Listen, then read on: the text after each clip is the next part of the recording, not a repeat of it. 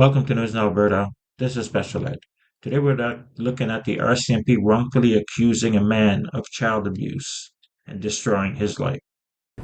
A man who was wrongfully charged following a child sex trafficking investigation is taking RCMP to court.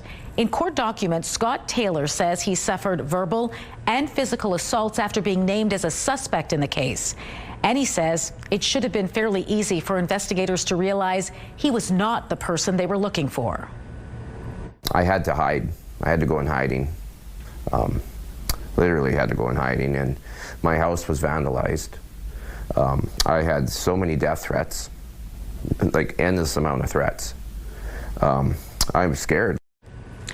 Taylor spoke with CTV News last summer sporting a black eye. He was charged with obtaining sexual services for consideration from a person under 18. His house, which he's since moved out of because of safety concerns, was also spray painted with the words "certified pedo."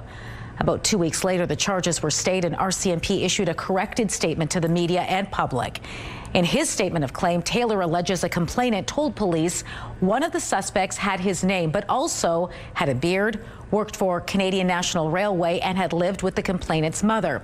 Taylor says none of that evidence applies to him, aside from the name, which he says is fairly common.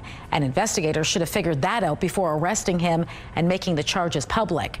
The Attorney General of Canada is also named as a defendant, as Taylor's suit alleges the Crown prosecutor should have stayed the charges sooner.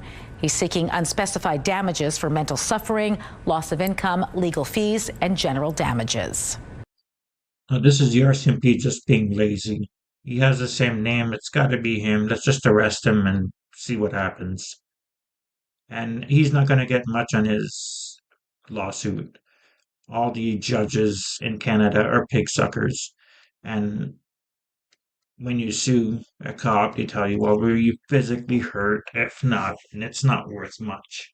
They don't care about your reputation or anything like that. Let me know what you think of this.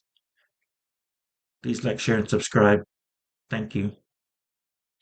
This is an older book that I decided to republish this year. So when a YouTuber dedicated to exposing police misconduct becomes a target of the officers he films, the truth becomes a dangerous weapon.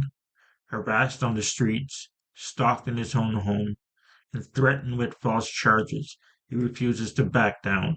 But as the retaliation escalates and corruption tightens its grip on the city, he must confront the brutal question: how far will he go to keep the camera rolling? And how far will they go to shut it off forever?